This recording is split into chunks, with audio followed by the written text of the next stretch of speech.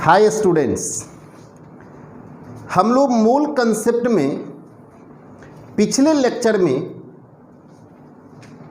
Molecular mass से related term पे काम किए थे, जिसमें आपको मैंने minimum molecular weight of compound और गैस निकालना सिखाया था। आइए आज इस सेक्शन में क्वेश्चन के कुछ टाइप को आपके सामने रखते हैं। अगर मैं ये नहीं भी बताता तो आप वो क्वेश्चन बना सकते थे मेरे पीछे लेक्चर को देख करके, लेकिन अब जो मैं काम कर रहा हूँ उससे आपका पीछे का कंसेप्ट और ये टर्म मिलकर के आप किसी क्वेश्चन को कम से कम समय में बनाएंगे। छोटी छोटी बात है, लेकिन फिर भी मैं आपको कम्युनिकेट करते चल रहा हूँ कि कैसे कैसे क्वेश्चन आएगा और हम अपने कंसेप्ट को कैसे यूज करेंगे। होप करते हैं कि पीछे के जो लेक्चर को आप रेगुलरली देखते होंगे आपको टोटली समझ में आता भी होगा, और आगे भी मैं आपको बताता हूँ कि जो भी लेक्चर आएगा आपको टोटली समझ में आएगा। आइए आज के इस लेक्चर में हम टॉपिक लिए हैं calculation of ratio of number of molecules. Number of molecules का रेशियो। क्वेश्चन का टाइप ये है कि दो कंपाउंड आपको देगा या दो गैस देगा, दोनों का मास दे देगा। अब बोलेगा इसके मॉलिक्यूल्स का रेशियो क्या होगा, और नंबर ऑफ मॉलिक्यूल्स निकालने का फॉर्मूला पीछे आप देखे हैं। किसी कंपाउंड और गैस का अगर मास दिया रहे तो नंबर ऑफ मॉलिक्यूल्स का फॉर्मूला होता है mass in gram dividing by gram molecular mass into 6.02 into 10 to the power 23। यानी यदि आपको मास दे दे और आपसे नंबर ऑफ मॉलिक्यूल्स पूछे तो आइए कैसे निकलेगा नंबर ऑफ मॉलिक्यूल्स का रेशियो, उसकी चर्चा करते हैं। इसमें दो कंडीशन मैं बताऊंगा आपको। एक, जब दोनों कंपाउंड का मास सेम देके पूछ सकता है, ratio of number of molecules पूछेगा तो एक काम ये हो सकता है कि दोनों के मॉलिक्यूल्स का, इन दोनों कंपाउंड का मास आपको सेम दे दे, और एक ये हो सकता है कि दोनों के मास को, यानी कंपाउंड का मास डिफरेंट भी दे सकता है। हम दोनों कंडीशन देकर के आपके सामने रखेंगे। दो कंपाउंड का मास सेम देगा, फिर मॉलिक्यूल्स का रेशियो क्या होगा। दो कंपाउंड और गैस का मास यदि डिफरेंट देगा तो मॉलिक्यूल्स का रेशियो क्या होगा। आइए डिस्कस करते हैं। टॉपिक दिया हमने मूल concept calculation of ratio of number of molecules. आप यहां देखिए एक मॉडल है ये क्वेश्चन का। कोई पूछे ये क्या मैं दिखाया, ये मॉडल है, मॉडल ऑफ क्वेश्चन। अगर मान लो इस फॉर्म में क्वेश्चन है, क्वेश्चन का मॉडल क्या है कि एक मैंने गैस लिया X2 जिसका मास A ग्राम, दूसरा Y2 लिया जिसका मास भी A ग्राम, दोनों का मास अभी सेम लिया। इसका मॉलिक्यूलर मास mx, इसका मॉलिक्यूलर मास my मैंने माना, और हमसे कहता है ratio of number of molecules. तो आप देखो कहते हुए मास ऑफ टू कंपाउंड और गैसेज आर इक्वल, ये मैंने इक्वल अभी माना है। दूसरा केस में डिफरेंट होगा, दो ही केस पॉसिबल है, या तो ये दोनों सेम होगा या तो डिफरेंट होगा। तो दोनों केस पे बात करेंगे। अब बताओ, अब इसका मास दे दिया, इसका मॉलिक्यूलर मास आपको पता रहेगा, क्योंकि कंपाउंड अगर कोई भी रियल रहेगा तो पता रहेगा। तो ये मास, ये मॉलिक्यूलर मास, तो ratio of number of molecules क्या होगा आपको पता है, mass in gram, gram molecular मास इतना। तो मैंने यहां number of molecules of X2 लिखा, dividing by number of molecules of Y2। मास इसका X2 है, मॉलिक्यूलर मास इंटू इतना, डिवाइडिंग बाय इसका मास, मॉलिक्यूलर मास इंटू इतना। अब बताओ, ये फॉर्मूला मालूम है, नंबर ऑफ मॉलिक्यूल्स क्या होता है, mass in gram by gram molecular mass into 6.02 10 to the power 23। Clear. अब आप देखिए इसमें क्या सब कैंसिल होगा, क्योंकि आपसे रेशियो पूछा है। हम लोग क्या करते हैं, एक बार इसको निकाल लेंगे, इसको निकालेंगे, फिर रेशियो पे लाएंगे। आपको मैं ये दिखा रहा हूं, देखो ये टर्म कैंसिल हो गया, ए ग्राम सेम है, वो भी कैंसिल होगा। मॉलिक्यूलर मास इसका ग्राम में, इसका ग्राम में, ग्राम ग्राम कैंसिल होगा। इसका मॉलिक्यूलर मास, इसका मॉलिक्यूलर मास, ये तीसरा बट्टा में है, ये ऊपर चला जाएगा, my बाई mx। यानी number of molecules of X2 dividing by number of molecules of Y2 is equal to my by कितना, mx। मेरा बात समझ में आ रहा है।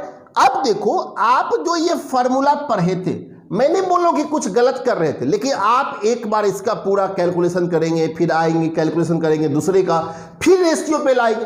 तो आप देखियो जब रेशियो पे लाएंगे ये कट जाएगा। एक बार हम कैलकुलेशन कर रहे हैं फिर काट रहे हैं, तो एक बार परमानेंट सेट कर लीजिए कि रेशियो ऑफ मॉलिक्यूल्स जब मास दे करके पूछेगा तो ये टर्म कैंसिल हो जाएगा। कहोगे सर मास सेम है तब ना कैंसिल हुआ। जी, अगर मास डिफरेंट होगा तो क्या होगा, दूसरा केस मिलाऊंगा, लेकिन सेम मास में मास भी कैंसिल हो गया। तो number of molecules of X2 by number of molecules of Y2 is equal to My by Mx in molecular weight of Y dividing by molecular weight of X। यानी आप क्या समझे कि यदि दो कंपाउंड और गैस का मास सेम देगा तो मॉलिक्यूल्स का जो रेशियो होगा वह उसके मॉलिकुलर वेट के रिवर्स रेशियो के बराबर होगा। कहते हैं when mass of two compounds और gases are equal then molecules ratio is equal to reverse ratio of their molecular weight. Clear है? आप लोग इसको राइट कर लीजिए, हम ये स्टेटमेंट को भी राइट करेंगे जो मैं अभी बोला हूं कि when mass of two compound, जो ये आप ये लिख रहे हैं उसको लैंग्वेज में भी दे दूंगा मैं। When mass of two compounds और gases are equal then molecules ratio is equal to reverse ratio of their molecular weight. लेकिन उससे पहले इसको अपने अपने नोटबुक पे आप लोग राइट कर लीजिए।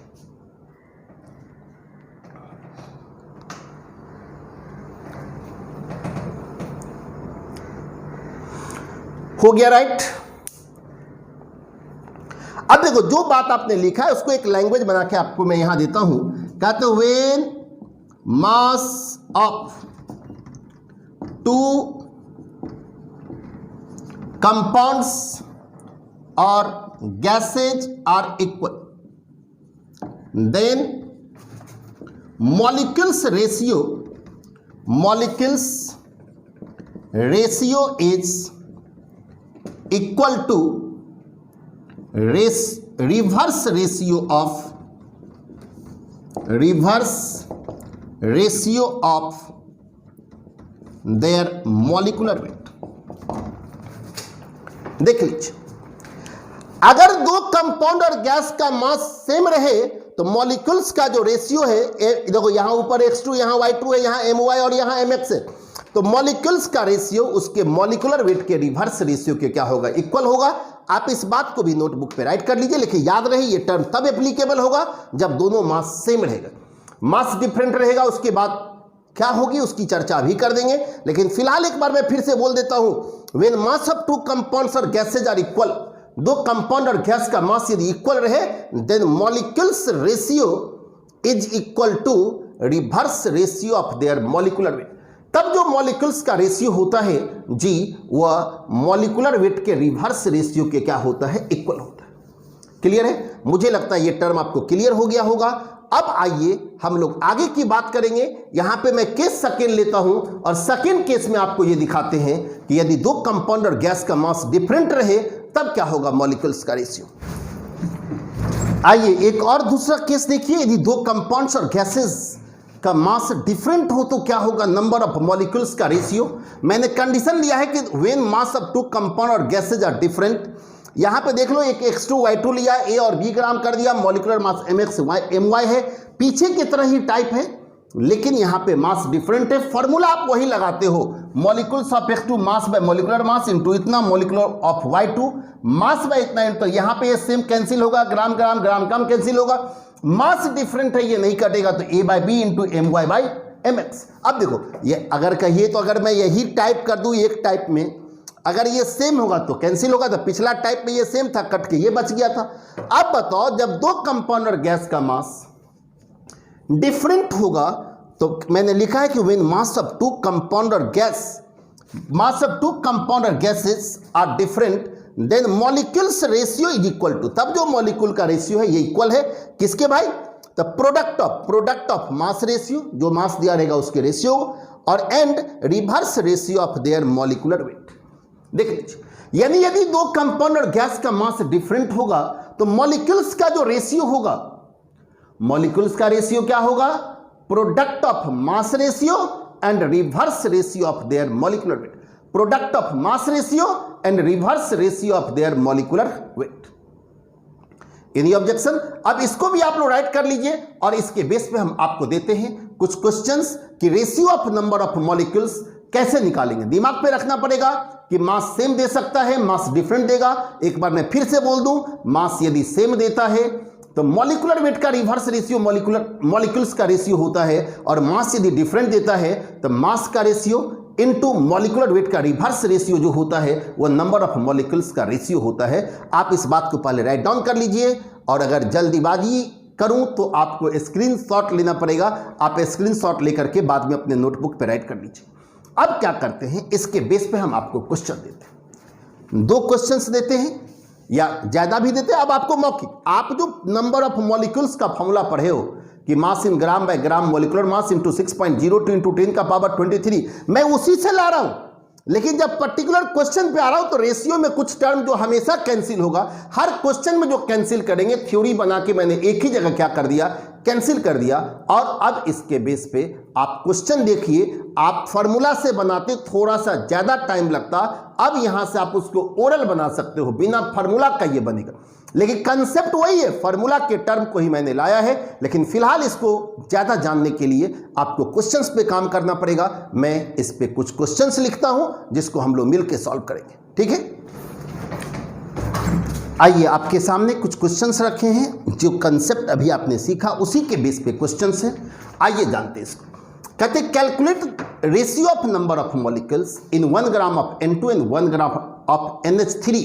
आप इस क्वेश्चन को देखो, दोनों में मास क्या दिया है, बराबर दिया। और जब मास बराबर हो तो मॉलिक्यूल्स का जो रेशियो होता है वह reverse ratio of molecular weight होता है। यानी अगर मेरे से यहां पे पूछा जाए कि number of molecules of N2, number of molecules of N2 dividing by number of molecules of NH3, number of molecules of N2 dividing by NH3, this is equal to, तो बताओ मास से मैं सीधे मॉलिक्यूलर वेट का reverse लीजिए तो इसका molecular weight 17/28, और यही आपके क्वेश्चन का आंसर हो जाए। हो गया? कहोगे इतना आसान? जी इतना आसान था इसलिए हुआ कि हमने पीछे 15 मिनट टाइम दिया है, और उससे पहले मॉलिक्यूल्स निकालने के लिए पढ़ा है। उसी तरह आप अलग अलग भी निकालते, इसका मॉलिक्यूल्स फिर रेशियो, तो कैंसिल होके यही आता। इसीलिए मैंने एक बार आपको सेट करा दिया। आइए फिर से calculate number of molecules 25 gram HNO3, 42 gram of H2SO4। यानी अब अगर हमसे यहां पूछा रहा है कि number of molecules of NH3 dividing by number of molecules of H2SO, number of molecules of NH3 dividing by number of molecules. अब देखो मास डिफरेंट है तो आप पहले मास का रेशियो ले लीजिए 25/42 और इनटू मॉलिक्यूलर वेट का रिवर्स रेशियो लीजिए। तो रिवर्स रेशियो इसका होता है 63, इसका 98, तो 98/63। आप इसको कैलकुलेट कर लीजिएगा, यही आपके क्वेश्चन का आंसर हो जाएगा। क्लियर है? फिर आइए, कहते हैं number of molecules of glucose, तो number of molecules of glucose का number of molecules dividing by number of molecules of sugar. और दोनों का मॉलिक्यूलर वेट मैंने पीछे के लेक्चर में बताया है। मास यहां भी डिफरेंट है, पहले मास का रेशियो ले लीजिए 75/105 इनटू मॉलिक्यूलर वेट का रिवर्स रेशियो लीजिए। शुगर का मॉलिक्यूलर वेट होता है 342 डिवाइडिंग बाय ग्लूकोज का मॉलिक्यूलर वेट 180, और यही आपके क्वेश्चन का क्या होगा, आंसर। मुझे लगता है आप लोग को अब दिमाग पे सेट हो गया होगा। एक बार मैं फिर से बोलता हूं कि यदि मास सेम है तो मॉलिक्यूल्स का जो रेशियो होगा ये मॉलिक्यूलर वेट के रिवर्स रेशियो के इक्वल होगा, और मास यदि डिफरेंट है तो मॉलिक्यूल्स का जो रेशियो होगा mass ratio into molecular weight का रिवर्स रेशियो। और इस बात को दिमाग पे रखेंगे, एक क्वेश्चन इसके बेस पे आते रहता है। जब आप क्वेश्चन बनाओगे तो इस तरह का क्वेश्चन दिखेगा, और मेरा कहना है कि अब आप इस तरह से बनाइए। फॉर्मूला पे भी बनाएंगे तो आपसे बनेगा, लेकिन इस तरह से आपका टाइम सेव होगा। और ये टाइम बचाने के लिए, आपके स्पीड को बढ़ाने के लिए इस तरह से मैं सेट करके दिया, ठीक है। जिसको राइट करना है राइट कर सकते हैं, और मुझे लगता है इसको राइट करने से बेटर है कि आप दिमाग पे सेट कीजिए और खुद से सॉल्व कीजिए, ठीक है। चलिए, इसमें हम लोग अभी सीखे कि नंबर ऑफ मॉलिक्यूल्स का ratio of number of molecules. आइए एक और टर्म इसमें दिखाते हैं। वाटर के लिए, वाटर जो है उसके लिए ml और ग्राम क्या होता है, बराबर होता है। और आपको मैं इस टर्म को बता के उस पर भी क्वेश्चन करता हूं। एक टर्म आपके लिए बताता हूं। अब वाटर के बारे में जानिए कि वाटर का जो डेंसिटी होता है 4 डिग्री सी पे, वह 1 ग्राम पर एम एल होता है, आप लोग को मालूम भी होगा। और ये जो 4 डिग्री सी पे वाटर की डेंसिटी 1 ग्राम पर एम एल है, ये वाटर का मैक्सिमम डेंसिटी है। 4 डिग्री सी पे जो वाटर की डेंसिटी है, ये वाटर का मैक्सिमम डेंसिटी है और उसका वैल्यू है 1 ग्राम पर एम एल। देखो 1 ग्राम पर एम एल, इसका मतलब 4 डिग्री पे 1 ml वॉल्यूम का मास जो होगा वह 1 ग्राम होगा। 1 ml 1 ग्राम, अर्थात ml और ग्राम क्या होता है, इक्वल होता है। दिमाग पे सेट करिएगा, लिख के भी देता। देखो मैंने लिखा है for water H2O liquid form के लिए, क्योंकि ये लिक्विड ये वेपर फॉर्म में भी होता है, सॉलिड फॉर्म में भी होता है, मैं बात कर रहा हूं लिक्विड फॉर्म के लिए। मैंने लिखा है ml इक्वल टू ग्राम, क्योंकि क्यों जवाब दूंगा। Litre equal to KG, normally ऐसा लिक्विड के लिए होता नहीं है, लेकिन वाटर अगर लिक्विड फॉर्म में तो होगा, वो भी कंडीशनल है एट 4 डिग्री से। मतलब यदि ठंडा पानी है, चिल्ड पानी है, तो उसका ml और ग्राम बराबर होता है। तो ml equal to gram, litre equal to KG, condition लगा दिया एट 4 डिग्री सी। कहोगे क्यों, तो मैं पहले एक जानो कि 1 लीटर वाटर 1000 ml होगा, 1000 ml 1000 ग्राम होगा, 1 kg होगा। ये देख लो 1 लीटर 1000 ml तो होता ही है, और 1000 ml 1000 ग्राम होगा, क्योंकि ml और ग्राम क्या होता है, इक्वल होता है। कोई पूछे क्यों, तो मैंने लिखा है it is due to maximum density of water at 4 degree. Water की डेंसिटी 4 डिग्री पे सबसे ज्यादा होता है। कोई पूछे कितना होता है, the density of water is equal to 1 gram पर ml at 4 degree C. 4 degree C पे वाटर की डेंसिटी 1 ग्राम पर ml है। 1 ग्राम पर ml दैट मींस 1 ml 1 ग्राम, तो 2 ml 2 ग्राम, यानी ml और ग्राम क्या होगा, इक्वल। यानी वाटर के लिए यदि क्वेश्चन में हमको ml दे दे, लीटर दे दे, तो आप उसको डायरेक्टली लीटर को केजी और ml को ग्राम में कन्वर्ट कर देना। क्यों करेंगे आपके सामने, वाटर की डेंसिटी 4 डिग्री पे सबसे क्या होता है, ज्यादा होता है। एक टर्म आपको मैंने क्वेश्चन के रूप में लिया है, देखिए कि calculate number of atoms in 180 ml of water. आपको लगेगा ये तो वॉल्यूम टर्म है, लेकिन अगर ये कंसेप्ट आपके साथ है तो आप ये 180 ml को मैं यहां लिखता हूं 180 ml is equal to 180 gram water. 180 ml जो है वह 180 ग्राम के बराबर होगा।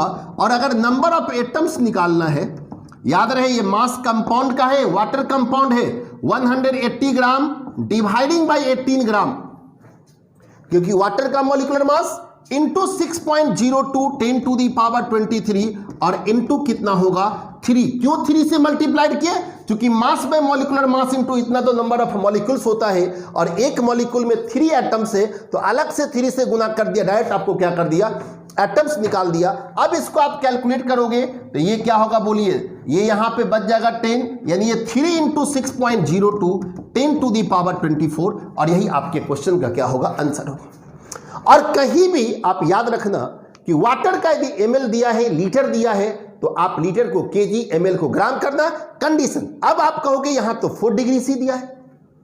यदि क्वेश्चन में 4 डिग्री सी का इंडिकेशन नहीं है, तब भी हम लोग एज्यूम कर लेंगे 4 डिग्री सी और ml को ग्राम के बराबर यूज करेंगे। वाटर के लिए ऐसा यूज होता है कि ml और ग्राम क्या होता है, वाटर के लिए इक्वल होता है। इतने टर्म पे हम लोग काम किए, जिसको राइट डाउन करना है इसको राइट डाउन कर लीजिए।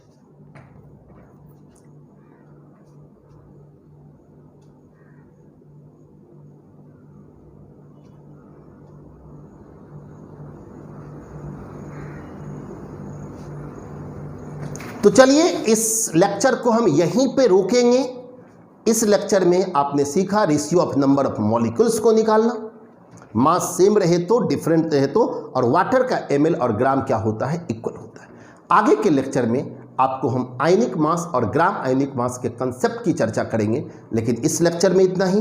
टोटल लेक्चर को देखिएगा, क्वेश्चन प्रैक्टिस करिएगा, क्वेश्चन आपसे बनना चाहिए। मूल एक बहुत इंपॉर्टेंट टॉपिक है, आपके फिजिकल केमिस्ट्री के क्वेश्चंस को, आगे के क्वेश्चंस को अच्छे से सॉल्व करने के लिए ये बहुत बड़ा बेस होता है। इसलिए छोटी छोटी बात को आपके सामने मैं क्वेश्चन के टर्म में रख रहा हूँ। आप लोग टोटल लेक्चर देखिएगा और इसको अपने फ्रेंड सर्किल में शेयर भी कर सकते हैं। यदि आपको लगता है ये बेनिफिशियल है तो आप शेयर कर सकते हैं। Thank you very much.